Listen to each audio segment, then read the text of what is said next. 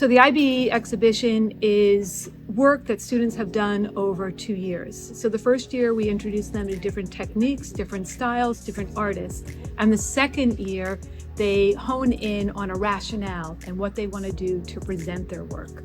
So it's a coherent body of work that's being evaluated. It's the technical part of it, and it's the cultural part of it. Where is this work coming from and who is influencing them? And so it comes together. They have to present their pieces, they have to present the exhibition text, they have to present their curatorial rationale. And based on that work, IB then does an evaluation.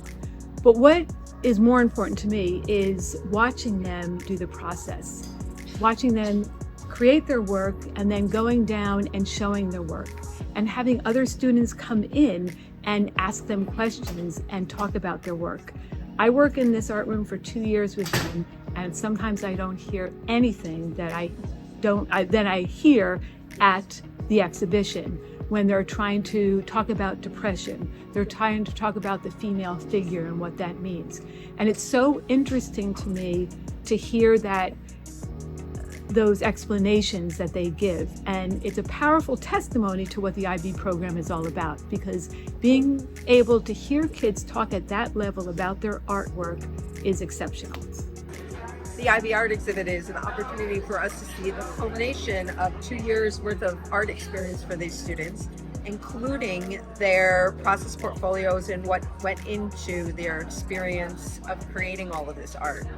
In addition to just the creation of it, we're seeing their interpretation of what they learned through the entire process. The overall exhibit is about timelessness and change.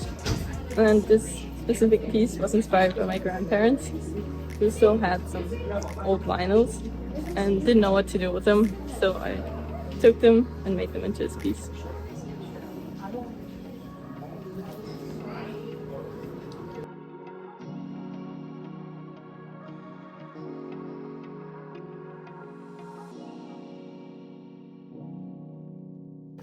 My inspiration for my exhibition, Technovation, is I want to explore themes of technology and innovation. I want to explore it doing various mediums, and I really just want to have fun while creating it. So a lot of these pieces are related to my own interests. Most photography, Photoshop, and a few games like Cats, Overwatch. My pieces are really made and tailored to my world of Technovation. Overall, I had fun creating all these pieces, and it was a great time.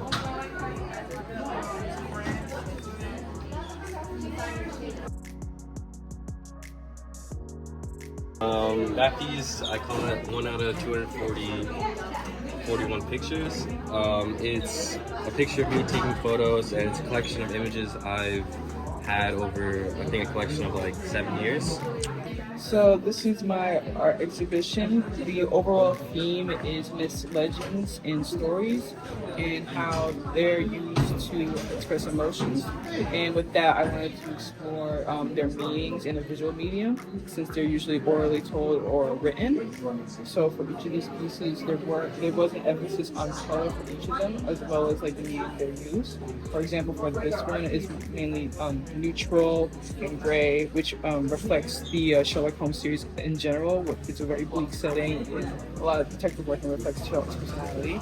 Well, for this one, it's more colorful and reflective of how nursery rhymes are mainly for children, and they invoke some sort of imagination.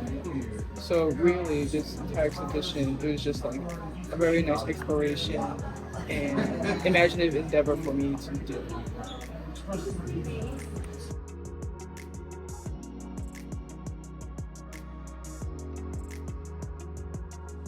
Hi, my name is Noriel Tamada, and my exhibition is based on depression in art. And for my exhibition, I'm an HL, and I decided to do depression in art. It's inspired by artists like Frida Kahlo and Pablo Picasso. And I did most of my exhibition on paintings, and I also did some pieces on clay with ceramics and on a glass mosaic.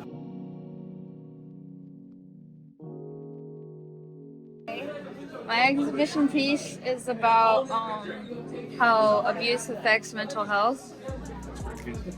So, like, this is the middle piece, like how most of abusive relationships are abusive because of love and the acceptance of love and all that kind of stuff. And these are like the effects of the abuse and how someone feels on the inside and outside, the inside that you don't see.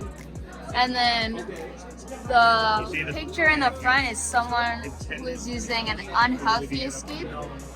So they're smoking in the first picture, and then the blue picture is someone swimming as a healthy escape, an example of a healthy escape. Okay, so my curatorial rationale is how does orientation tell a story in photography. A lot of these pieces were inspired by a photographer, and her name was Monique Yvonne, and she does a lot of photography that's supposed to be very like has a lot of like shock value. So it kind of a lot of her works look like almost like movie posters. So they all have a story and they're all very interesting to look at. I think this is actually my favorite. So this was Chinese heritage assembly, and the dancer is doing a ribbon dance, and when she was dancing, the original picture and the colors were totally different, but when she was dancing with the ribbon, it reminded me of Avatar: The Way of Water and also Avatar: The Last Airbender. Like the movements and the flows, it looked like water. So I went back and I edited the photo, and I made everything else in black and white, and then I made the ribbon look like water. So it kind of looked like she's like water bending, which is like the like premise of that show. This one was for my first curatorial rationale, which was just about femininity. And I asked my classmates what color best represents a woman to them, and incorporated those into the shapes in the background, and then used the woman's bathroom sign as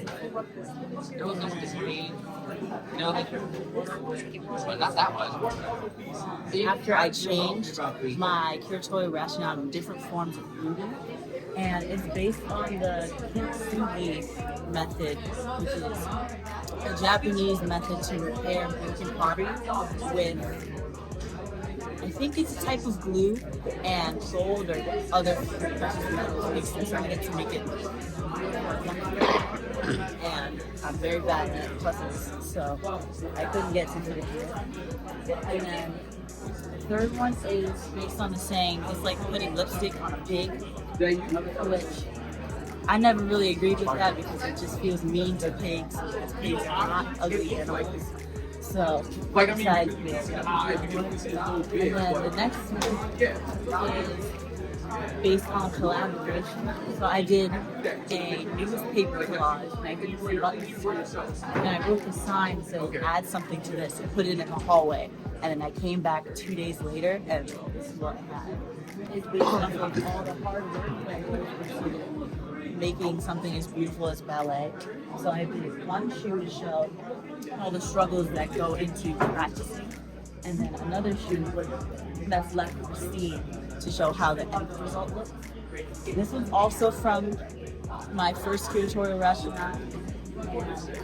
I just used one of my favorite colors, pink, and a bunch of other complementary colors to make a sort of map.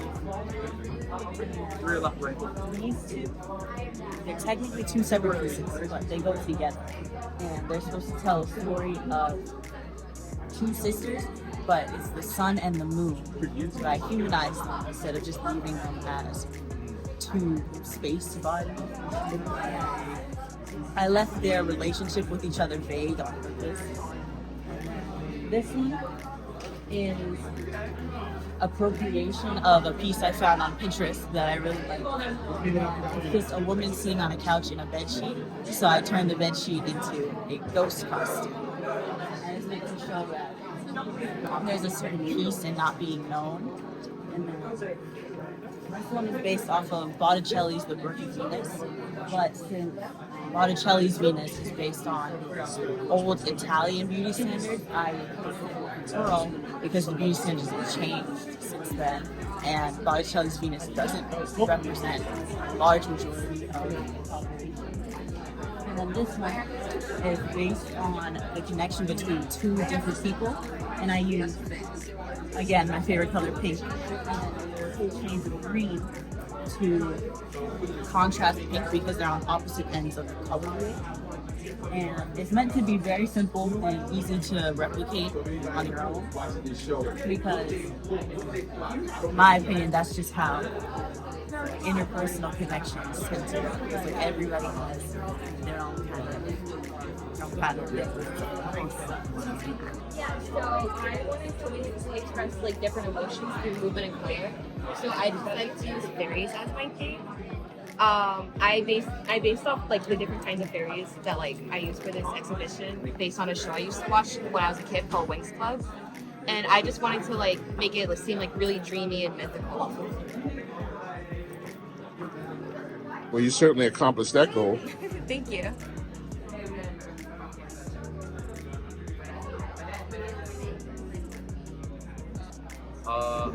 My theme here is the difference between urban and rural landscapes. Here we have a bunch of oil paintings that just show beautiful like scenery of rural landscapes and over there as well. And here we got two different cities, a city, New York City, here in the United States, and in Puerto Rico a city. All just to show the urban landscapes and the rural. And here we have a city from my mom's home country, Colombia, Medellin. I actually took these photos myself when I was there in Medellin. Here, I'm at a balcony or where my mom lives back in Colombia, and I just took a picture of the left side from where you can see from the balcony, the middle, and the right side. And then up here, we just have a Photoshop piece. This is actually from a famous show called One Piece, or cartoon actually. And basically, like in the photo, usually this landscape, it's just beautiful. It's like the sky is blue, the sun's out, the water's all blue. But I just wanted to show, like in this piece, like I wanted to contrast it and show like how urban landscape, some people might view it as very evil, like corrupting the earth. So I changed it how it looked. And then also like here, it's a tiny bit broken. I actually did this on purpose, like to just show how like it's spreading, like how we keep on building new buildings for urban landscapes and how it's all just corrupting the earth. Okay, so this is my exhibition. It's pretty much just about insects and how I can portray them in art. That's pretty much it. There's not a lot of deeper meaning behind it. It's kind of just a passion project.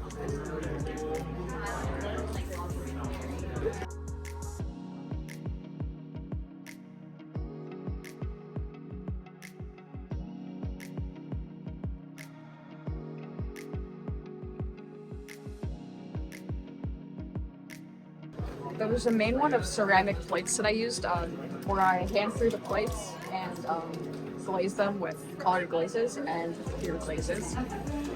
There's this one which is made out of wood, cardboard, and paper. And I pretty much just put it all together with hot glue. There's this one which is watercolor and inks. And there's that one which is paper and paint markers. And that one which is a glass motif. It's made of glass. So it's just, I want to appropriate famous paintings and through breaking the fourth wall. As like, as you see, like on all my paintings, they're like, in a way, they're breaking a fourth wall. Like this painting right here, Lucifer the Fallen Angel. I appropriated it into a different skin tone, which matches my skin tone, and the hair color. The original picture is blonde with blue eyes, and I incorporated it to black and then brown eyes or something. Excuse me. And then this picture right here is also another one that I really like. I made this picture through ripping a paper and then looking through it. That's actually me in the picture. And then the thing behind this one was how like when you're reading a book, the character in the book is like breaking the fourth wall and looking at you through the book, like in a way. And then basically over here, I did a couple of one of my pieces with Photoshop. This piece right here, it's appropriation of the girl with pearl earrings, and I replaced her face with one of my favorite animes, Attack on Titan. So I replaced one of the main character's faces with her face using Photoshop.